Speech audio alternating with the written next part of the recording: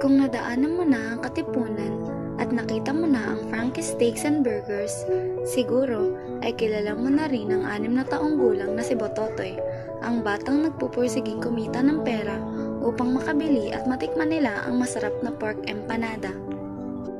Si Bototoy ay 6 na taong gulang. May mabilog at masiglang mga mata.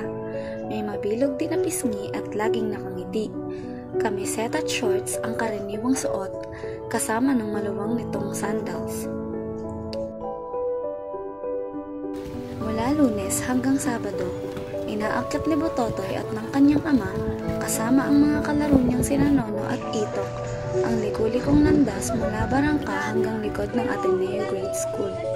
Sapagkat ang kanyang ama ay isang maintenance engineer, habang sina Bototoy, Nono at Itok ay pumupunta ng covered court kung saan sila ay nag-aabang ng magbabadminton at tennis na tatawag ng pulot boy.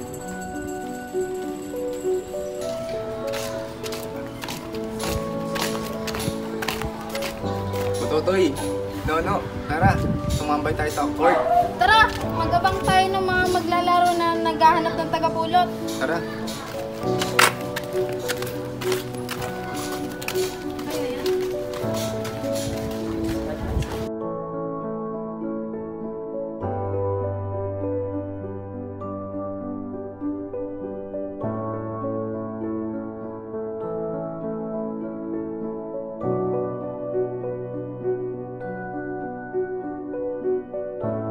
Maliit lang si Bototoy, kaya't hindi na siya humihimpil sa covered court kung saan lagi siyang nauunahan ng mga kasama niya na sila Nono, Itok at iba pang bata dahil higit na maliliksi at malalaking bata sa pagpupulot boy. Kaya't isang araw ay napadpad siya sa harap ng Frankie's Steaks and Burgers at doon ay nagkusa siyang mag-watch her car. Bagamat mangilan-ngilan nga lamang ang tumitigil sa harap ng Frankie's, ay nakontento na si Bototoy. Pagod! Kaunti lamang pumaparada. Pero mabuti na yun kaysa wala. Hoy, bata ka! Umalis ka dyan, huwag ka parang arang. Boss, what's your car?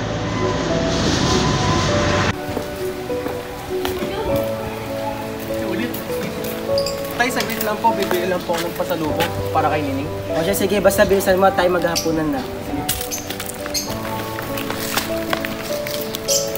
Tuwing papanaog sa barangkang kasama ng tatay, bago umuwi nagdaraan siya sa tindahan ni Aling Rory. Sa gaan namang kaliit na kinita sa pag-watch her car, ay binibili niya ito ng pampasalubong para sa kanyang kapatid na si Ningning. Aling Rory, pabili po. Anong sayo, iho? Pabili po ng isang balot ng Oishi. Ay, ding-dong pala. O Tommy na lang po. Eh, yung 2 balot po ng Cloud9. Ay, Snowbird na lang pala.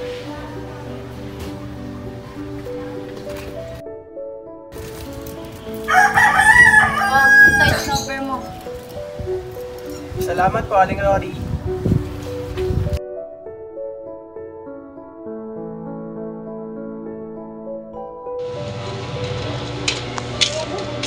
Ning!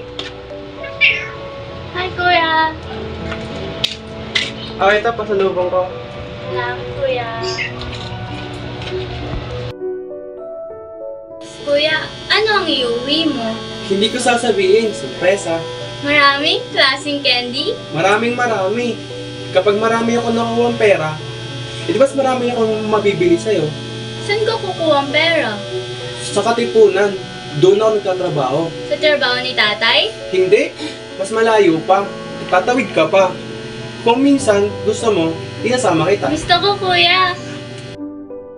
Pagkatapos maghapunan ng patis at kangkong, o kung minsay bagoong, sina Bototoy at Ningning ay tumutulong sa nanay sa pagtitiklop ng sinampay. Pagkatapos ay nakikipanood ng telebisyon sa kapitbahay na sina Aling Mela. Bago mag alas 8, pinapapanhik na sila, kaya't naglalaro't naguhuntahan na lamang sa magkabila ng maliit nilang kahon ng mga laruang plastik. Sa Katipunan ay matatagpuan ang pambata ng Frankie's Steak and Burger na Frankie's Special Pork Empanada na nagkakahalaga ng 10 piso at 50 sentimo. Laging pinapanood ni Bototoy ang mga iilang nag-o-order at doon mismo kumakain habang tahimik at mag-isang nakatungtong sa sementong island.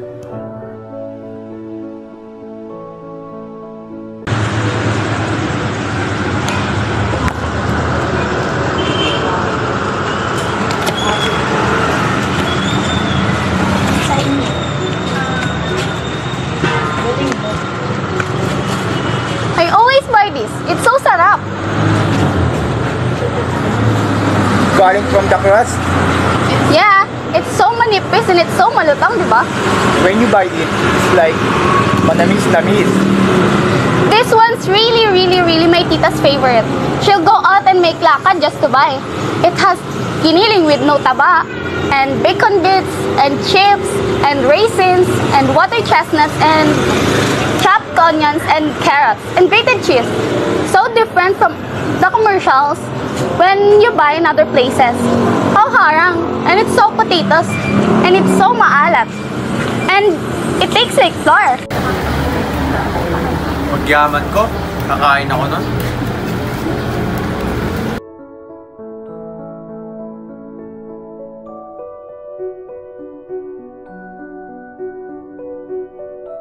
Nang pauwi galing sa pag-watch her car, pinag-iisipan ni Bototoy ang ipasasalubong sa bunsong kapatid at nang nakabili ay naisipan niyang ipunin ang natirang pera bilang pagsisimula ng kanyang pag-iipon.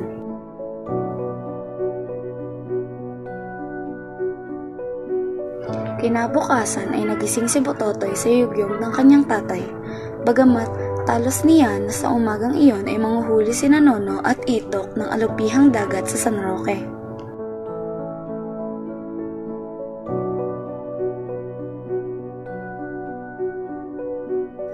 Habang nanguhuli ng alupihang dagat, kasama sila Nono at Itok, nakahanap siya ng malinis na lata ng ligo na gagamitin niya bilang alkansya.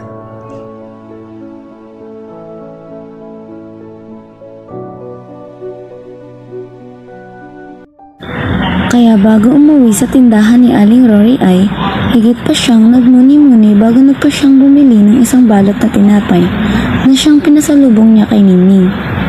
At nang makauwi ay kinuha niya ang alkansya niyang lata ng ligo at dinagdag ang natira niyang kita. Inulog niya iyon at pinagmasdan at inisip na sa malapit mga lahati na ang laman niyon. Ano yan, kuya? Nag-iipon ako, Nining. At kapag marami na tayong pera, bibili tayong empanada. Masarap yun. Parang lechon, kuya? Mas masarap. Mayaman ang kumakain nun. Eh, sa birthday ko, kuya. Oo, at kapag marami na tayong pera, kakain tayo dun. Lumipas ang mga araw at nang bilangin na Bototoy ang kanyang barya, ay mayroon na siyang 21 piso na sapat na para makabili ng 2 pork empanada para sa kanyang kapatid at sa kanyang sarili. Masayang ibinalita ito ni Bototoy kay Ningning at sila ay naghagik-gikan sa tuwa. Sumunod na araw, maaga pa lamang ay gising na ang magkapatid. Parehong nakabihis ng panlakad na damit at ang kamiseta ni Bototoy ay nahiram niya sa kanyang nakatatandang kapatid.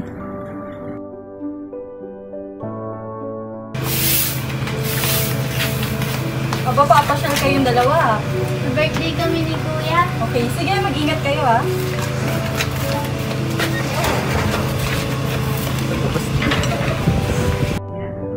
Ang waitress na madalas matoka sa Frankie's Special Pork Empanada ay nagising na medyo magulo ang isipan. Noong nakaraang linggo ay sinisi siya ng may-ari dahil nalaman nitong may kulang na 21 piso sa benta ng pork empanada. Kahit hindi nabawasan ang kanyang sweldo, ay nasaktan siya sa paratang na ninakaw niya ang mga benta. Habang nag-aayos ang waitress ng mga produkto, ay nakita niya ang 2 empanada na nakabalot pa ng wax paper. Ngunit ito ay papanis na. Nang sandaling iyon, ay may 2 maliit na bata ang papalapit at nakangiti. Pabili po ng 2 empanada. Po tayo, Nining.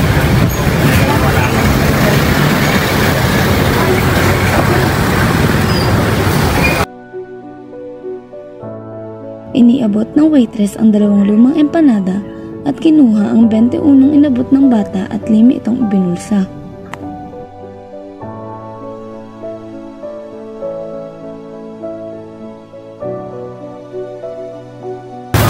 Dito ako nagtatrabaho.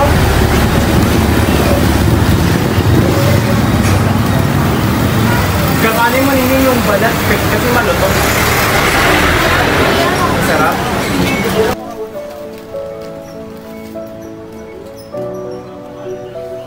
Sa Katipunan, patuloy na nagdaan ang mga sasakyan, mabilis at mabagal, habang ang 2 bata habang masayang nag-uusap.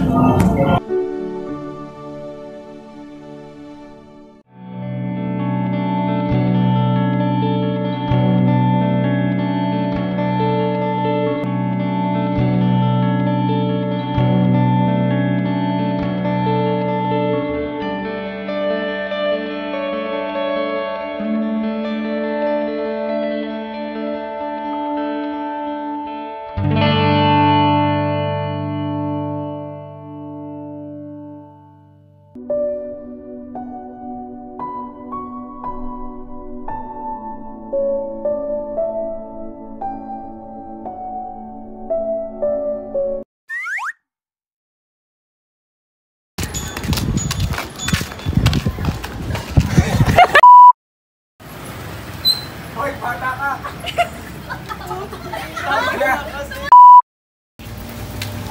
Tay, saglit lang. Pas, kuya, saan ka kukuha ang pera? Ay, Ba't nasa pera ka na agad? Baka nang iuwi mo kayo sa... Pas, kuya, ano bibili mo? Ito sa'yo, ito akin. Ito din akin.